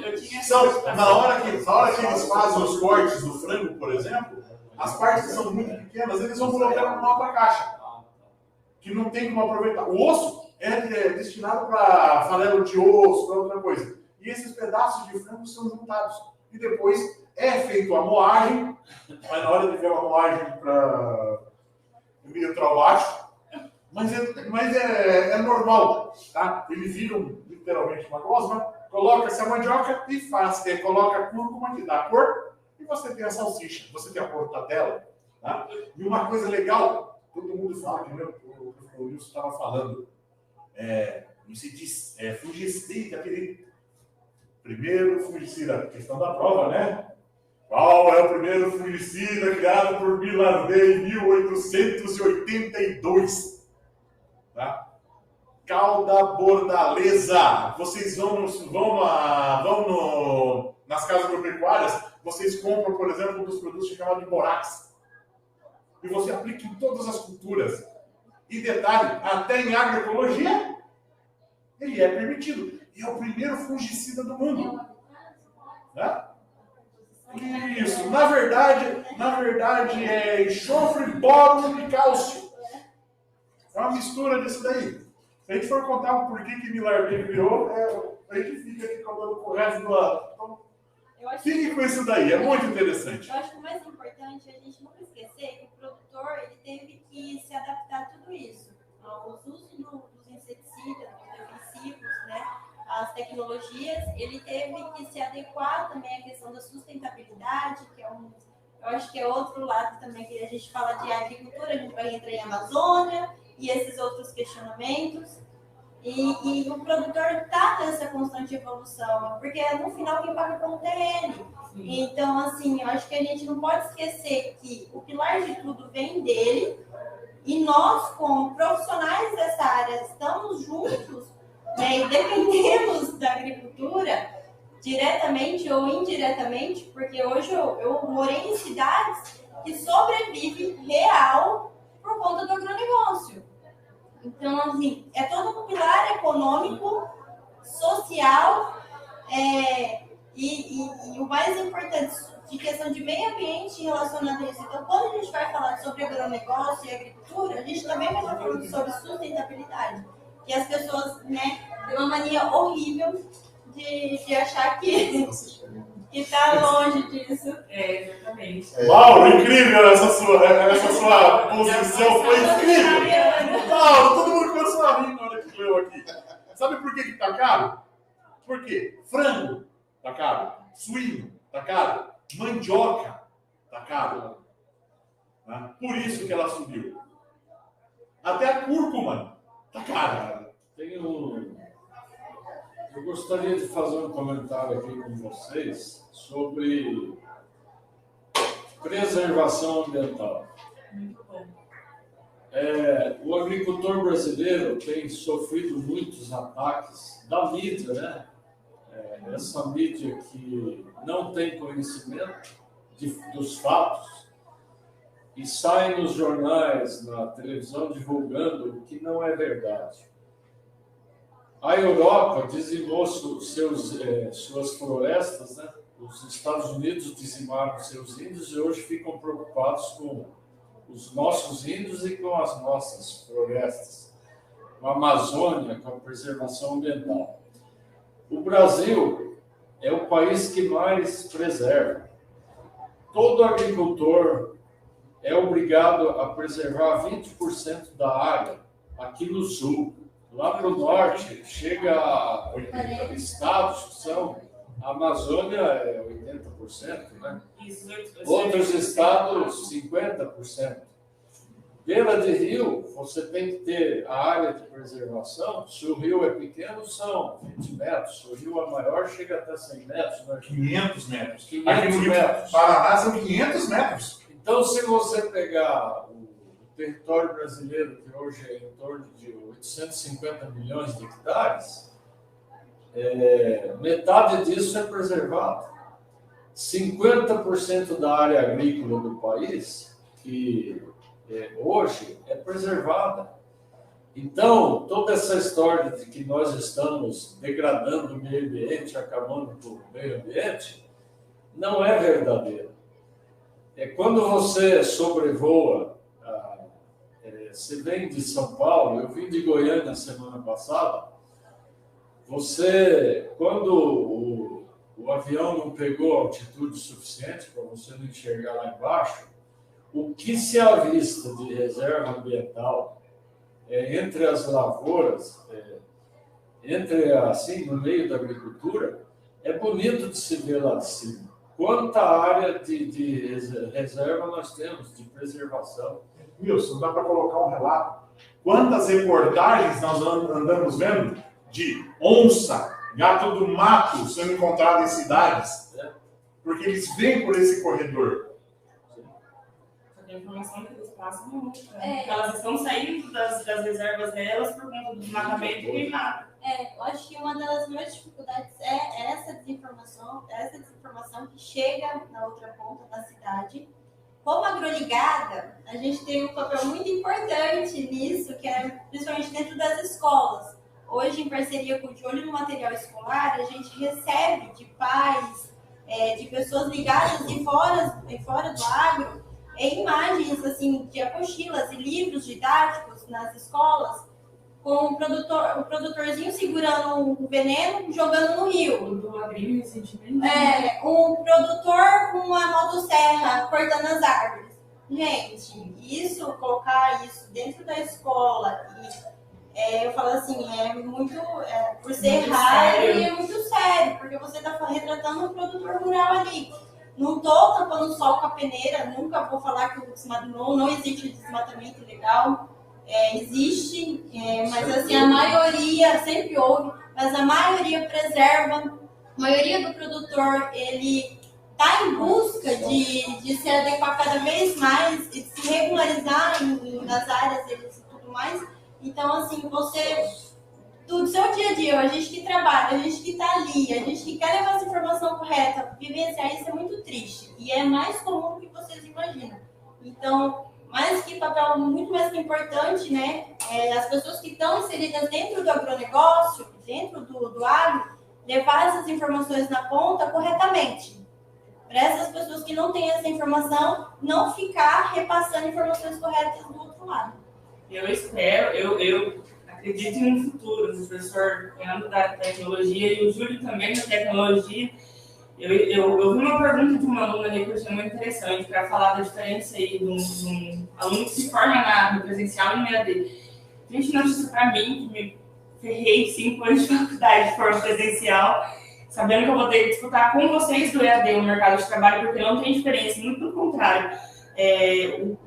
A tecnologia, o ensino à distância é o futuro. Eu espero muito, de todo o meu coração, que em um futuro muito próximo aí nós temos uma realidade porque o futuro são vocês. Nós estamos aqui agora com 94 pessoas assistindo. O futuro é vocês. Vocês precisam buscar estudos, fazerem pesquisas que consigam acompanhar o controle e produção em larga escala, porque nós temos um sério problema com as pragas, a quantidade de oscilação climática que nós estamos tendo é absurda, parece que não, mas é absurda. Às vezes a gente recebe alguns relatórios aí de um período de seca extenso, de muita chuva Aqui na nossa região, a gente vê que nós estamos há quase um mês, né?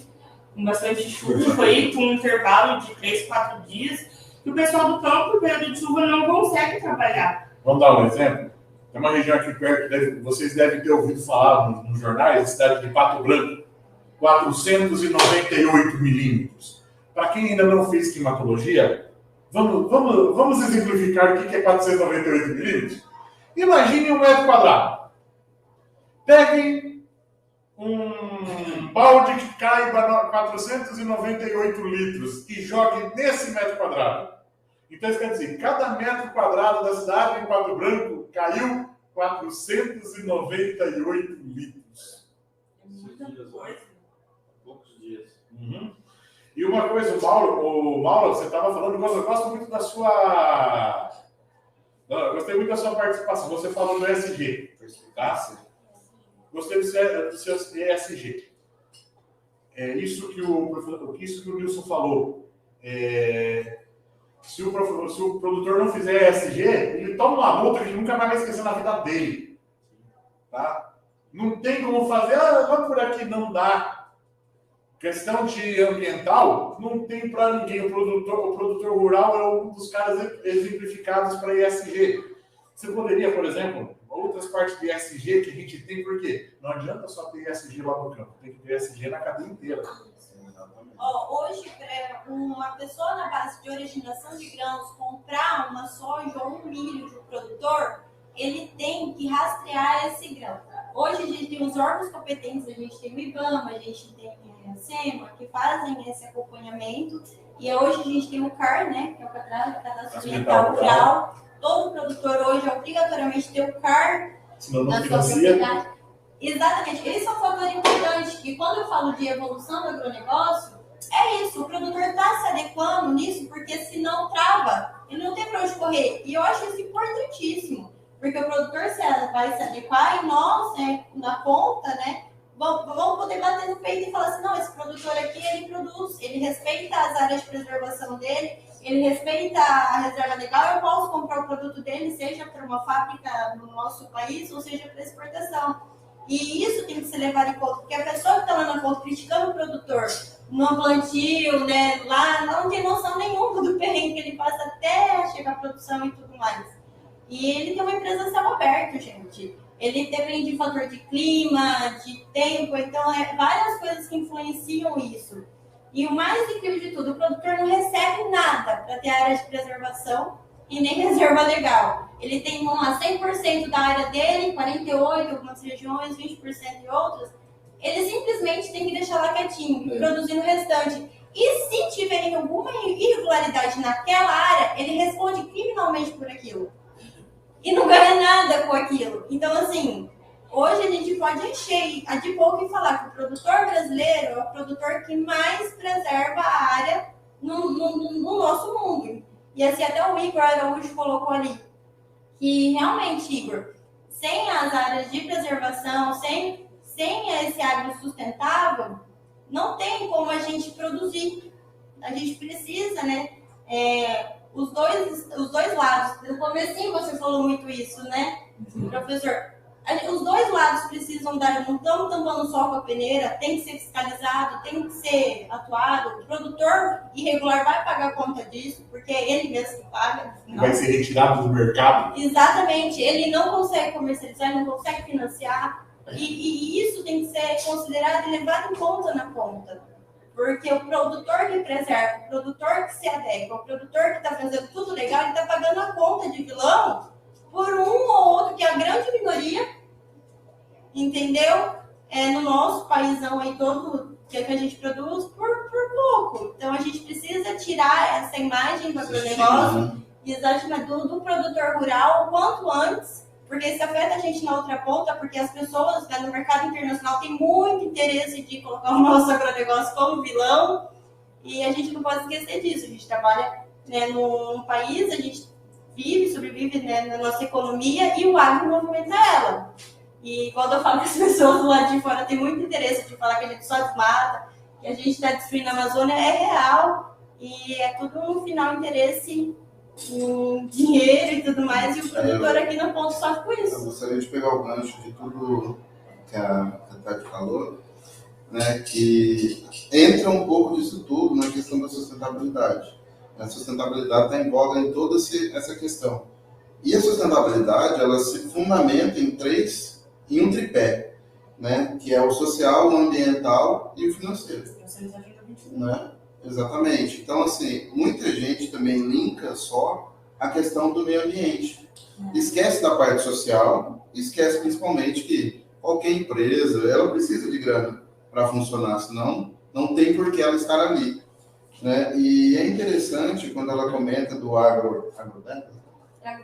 agroligadas, porque aí entra a questão do social, que é o quê? Você está passando o seu conhecimento para as outras pessoas. É uma forma de você trabalhar o social. O que nós estamos fazendo aqui, literalmente, hoje, nessa troca, nesse debate, nessa discussão interessante, é literalmente aquecer esse lado social também. Para quê? Para que vocês conheçam um pouco mais sobre o agronegócio, assim como eu estou conhecendo cada vez mais aqui, onde cada um aqui abre a boca, eu aprendo um pouquinho mais, né? E vocês também espero que estejam aprendendo um pouco mais, enriquecendo o conhecimento de vocês. E pegando o gancho do que o nosso amigo falou lá, do ESG, não é ESA, é ESG mesmo. E ele entra muito na área de governança. Né? O ESG é muito linkado à parte administrativa, da gestão toda do que você está desenvolvendo.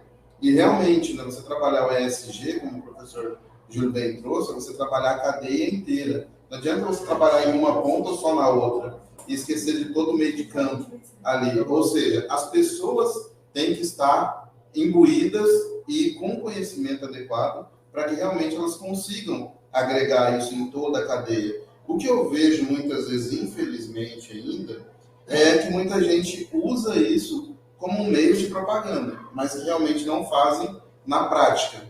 Né? Só que isso, óbvio, aí vai de pessoas para pessoas, não dá para você julgar, mas infelizmente a gente sabe que muita gente ganha a questão de marketing verde, né? Hoje que se fala muito, se debate muito, para apresentar aquilo que realmente ela não faz, né, na prática. Mas é interessante essa questão do ESG, hoje é fato, né? Não só a galera do agro, mas praticamente toda empresa linkada à cadeia produtiva, independente da área, tem que estar focado nessa questão do ESG. Fica aí mais uma dica para vocês profissionais, né? Os profissionais aí que não sabem ainda para que linha aí, também é uma área interessante para vocês buscarem conhecimento e aprender um pouco mais. E o mais legal disso tudo, na parte tecnológica, hoje as empresas, elas precisam se adequar para ter essa rastreabilidade. Então é muito legal você pegar um número de carro, você jogar lá no aplicativo, aparecer a propriedade por inteiro. Você consegue ver se o produtor desmatou aqui, se ele tem regularidade ali, aparece tudo. Hoje as empresas também tiveram que se adequar nisso. Primeiramente, Edson, eu vou contar um segredo também para você, que você estava falando da reserva. Vocês sabiam que existe um projeto, nós estamos participando desse projeto aqui no presencial, da fusão de todas as matas ciliares, fazer a somatória. E sabe o que a gente vai fazer?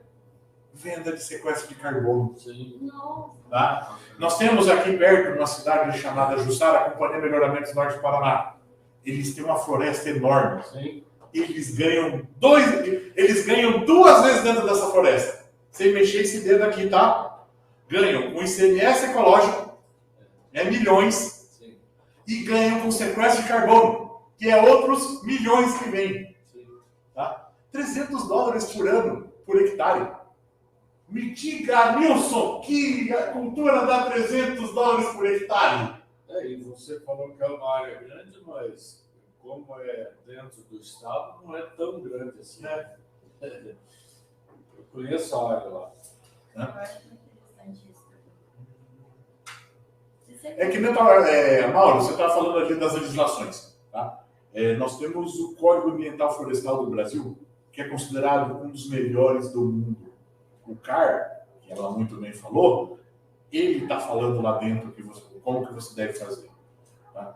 Hoje, como o Nilson falou, hoje nós temos esse tanto de floresta, esse tanto de composição florestal, graças à nossa legislação.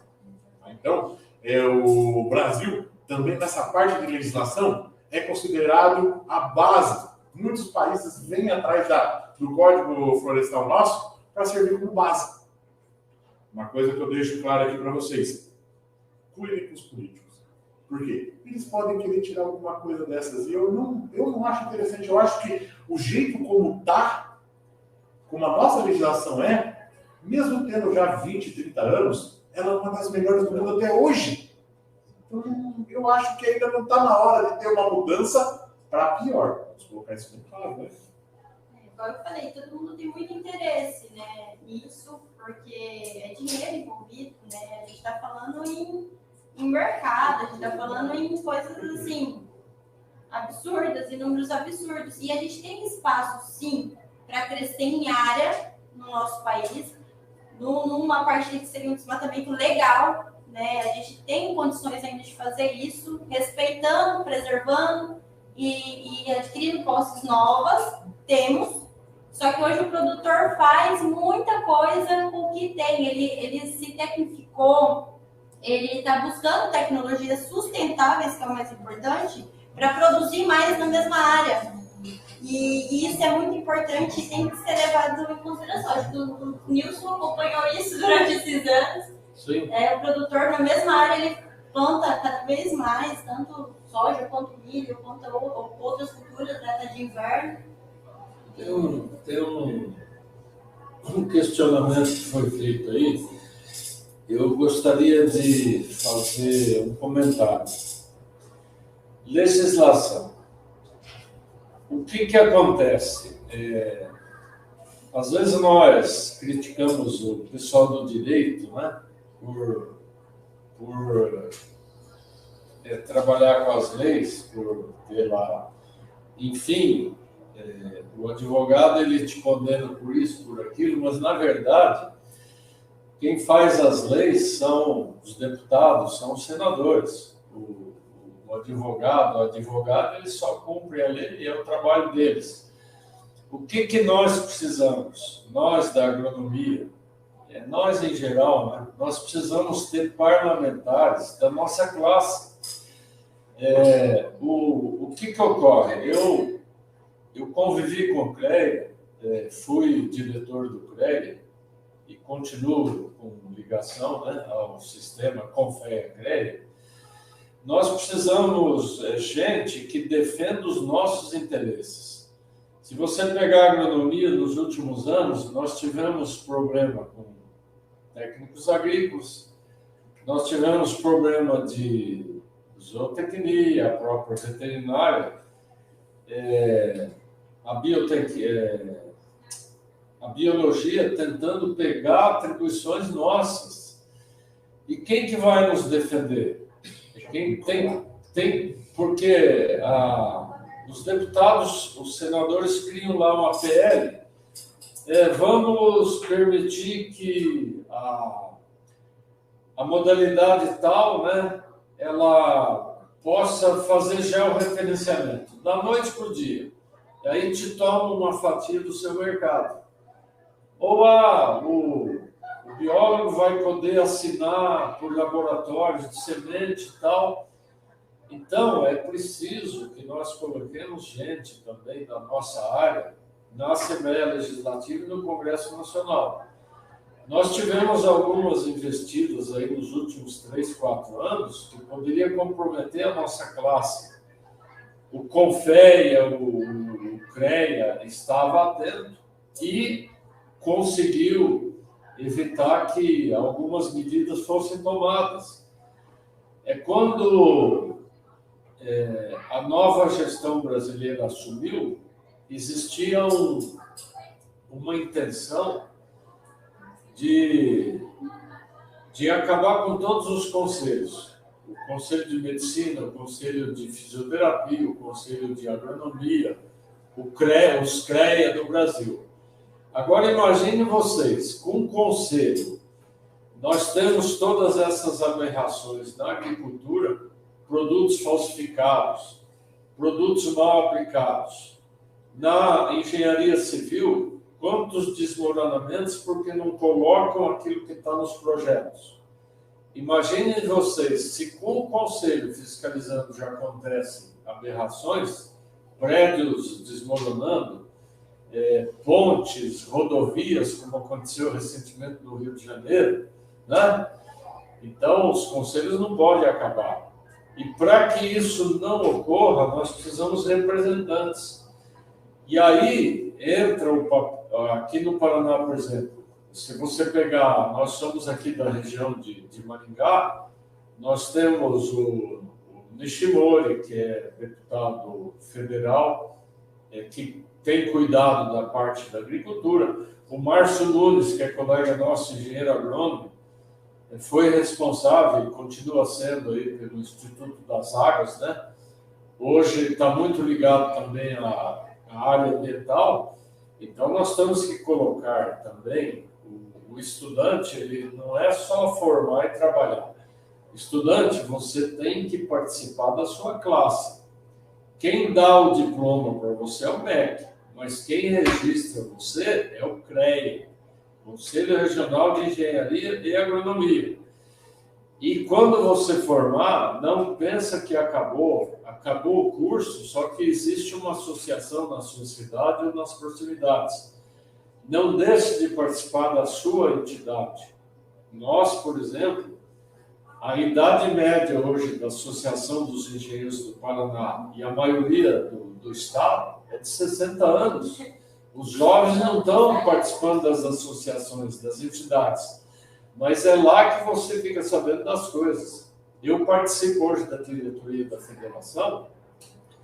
Nós temos 15 associações atuantes, que vai de Cornélio Procópio a Umuarama, de Umuarama a Pato Branco, Francisco Beltrão, e desce para Guarapuava, Ponta Grossa e Curitiba. Cada cidade polo, Irati, tem uma associação de engenheiros agrônomos.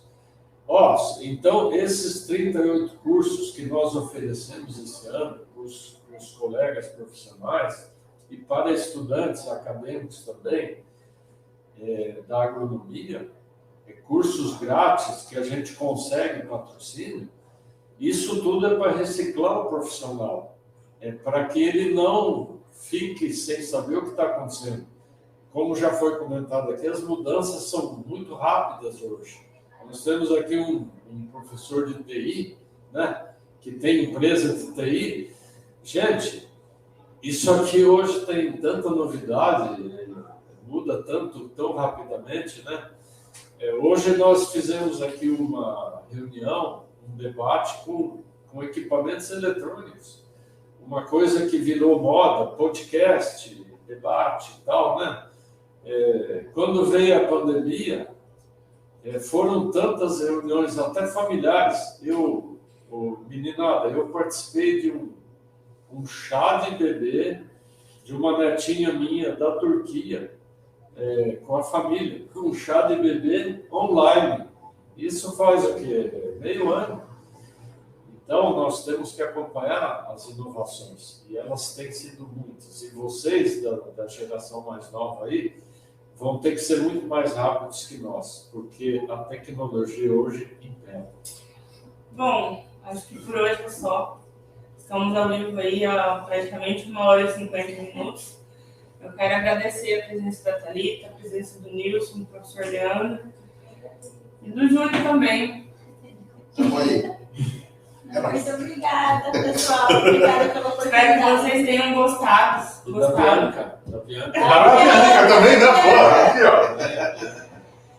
ó. Nos encontramos aí muito em breve, né? Mais um debate. E obrigado a todos vocês aí que Obrigada, nos assistiram. pessoal. Estamos à Até mais, disposição. Um abraço. Boa noite. Tchau. Boa noite a todos aí. Bom descanso. E viva a agronomia. Viva o agro, né? O mais importante.